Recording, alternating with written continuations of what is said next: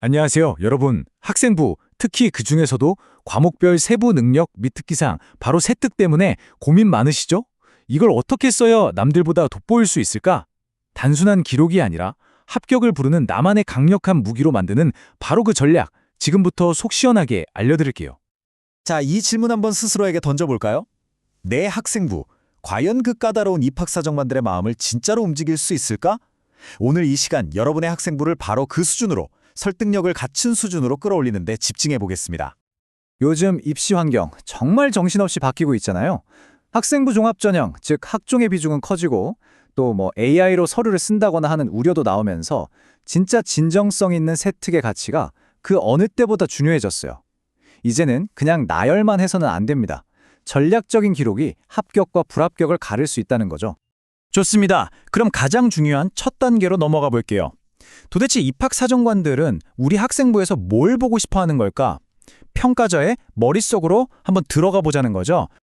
핵심은 바로 이겁니다. 내 관점이 아니라 내 학생부를 평가할 입학사정관의 관점에서 다시 보는 거예요. 그 사람들이 어떤 학생을 와, 이 학생 진짜 괜찮다 라고 생각하는지 그 기준을 알면 게임의 룰을 우리한테 유리하게 가져올 수 있겠죠? 대학이 학생을 평가할 때 보는 가장 큰 두 개의 기둥이 있어요. 바로 학업 역량과 탐구 역량입니다. 쉽게 말해서 학업 역량은 그래서 뭘 얼마나 잘 아는데를 보여주는 거고요. 탐구 역량은 혼자서 얼마나 깊게 파고들 수 있는데, 즉 지적인 호기심이나 잠재력을 보여주는 거예요. 제대로 된 세특이라면 이 두 가지를 모두 확실하게 증명해야 합니다. 그런데 놀라운 사실이 있어요. 학업 역량, 그러니까 성적이 전체 평가에서 차지하는 비중이 무려 40에서 50%에 달한다는 겁니다. 거의 절반이죠. 그러니까 성적이 학종의 기본 체력이라는 점, 이건 절대 잊으면 안 돼요. 자, 그런데 진짜 중요한 건 지금부터예요. 만약에 지원자들 성적이 다 비슷비슷하다면요. 그때 뭘로 나를 차별화할 수 있을까요? 바로 세특입니다. 세특은 여러분의 성적이 그냥 나온 숫자가 아니라 어떤 노력과 성쟁을 통해 얻어낸 결과물인지를 보여주는 결정적인 이야기가 되어주거든요. 자, 그럼 이제 진짜 실전으로 들어가 볼까요? 첫 번째 전략은요. 여러분의 학생부 기록을 누가 봐도 아, 이건 진짜구나 하고 믿을 수 있게 만드는 겁니다. 신뢰도를 쌓는 거죠. 여기 두 가지 예시를 한번 비교해 볼까요? 왼쪽이랑 오른쪽 차이가 확 느껴지시죠?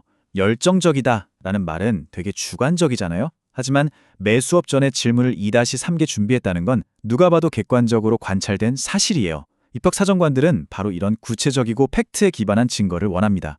추상적인 칭찬 100마디보다 구체적인 행동 하나가 훨씬 더 강력하다는 거, 이게 핵심입니다. 꼭 기억해야 할 점이 있어요. 학생부는 여러분의 감상문이 아닙니다. 괜히 과장하거나 화려한 말로 꾸미려고 하지 마세요. 오히려 선생님이 실제로 본 객관적인 사실, 그 데이터를 담백하게 담아낼 때 여러분의 기록에 대한 신뢰도는 그냥 수직으로 상승합니다. 자, 다음 전략으로 넘어가 볼게요. 이번에는 그냥 잘했다가 아니라 내가 이렇게 성장했다는 그 발전 과정을 아주 매력적인 이야기로 만드는 방법에 대한 겁니다. 우리가 보통 결과만 중요하다고 생각하기 쉬운데 대학은 좀 달라요. A라는 결과를 받은 것만큼, 아니 어쩌면 그 이상으로 그 결과를 만들어낸 과정을 궁금해합니다. 어려운 문제에 부딪혔을 때 포기하지 않고 어떻게 해결했는지, 또 선생님의 피드백을 어떻게 받아들여서 더 발전했는지, 바로 이런 모습에서 여러분의 진짜 잠재력이 드러나는 거거든요. 그래서 어떤 프로젝트나 활동을 기록할 때는요, 이런 이야기 구조를 갖추면 정말 강력해져요. 그냥 뭘 했다 하고 끝내는 게 아니고요. 처음 계획부터 시작해서 중간에 피드백을 받아서 방향을 바꾸고 어려움을 극복하고 마침내 결과를 낸 뒤에 뭘 느꼈는지까지, 이 모든 과정이 담겨 있을 때 비로소 여러분만의 진짜 성장 스토리가 되는 겁니다. 그리고 진짜 흥미로운 포인트가 하나 있는데요. 한 학생에 대한 긍정적인 평가가 예를 들어 수학 선생님, 동아리 담당 선생님, 그리고 담임 선생님 기록에 공통적으로 나타나잖아요. 그러면 그 기록의 신뢰도가 엄청나게 올라가요. 왜냐하면 한 명의 학생이 굉장히 입체적으로, 다각적으로 보이게 되기 때문이죠. 자, 드디어 마지막 단계입니다. 지금까지 얘기했던 모든 전략들을 하나로 쫙 깨어서 입학사정관의 머릿속에 확실하게 각인될 여러분만의 개인 브랜드를 완성하는 방법이에요. 이 질문 한번 진지하게 스스로에게 던져보세요. 나의 핵심 강점, 나라는 사람을 가장 잘 표현하는 키워드가 뭘까? 탁월한 문제 해결 능력? 아니면 창의적인 탐구 정신? 따뜻한 리더십? 먼저 나를 대표할 브랜드 메시지를 정하는 게 우선입니다. 예를 한번 들어볼게요. 만약 여러분이 정한 브랜드가 문제 해결 능력이다 라고 한다면 이 역량이 학생부 여기저기에서 일관되게 보여야 설득력이 생겨요. 가령 교과세 특에서는 어려운 수학 문제에 대해 남다른 해결책을 제시하고 담임 선생님이 써주시는 행동 특성, 즉 행특에서는 친구들 사이의 갈등을 중재하는 모습을 보여주고 또 동아리 같은 창의력 체험 활동, 창체에서는 실험 장비의 문제를 발견하고 개선하는 거죠. 보세요. 수학 시간의 나, 교실에서의 나, 동아리에서의 내가 문제 해결이라는 하나의 키워드로 쫙 연결되잖아요? 네, 바로 이런 거예요.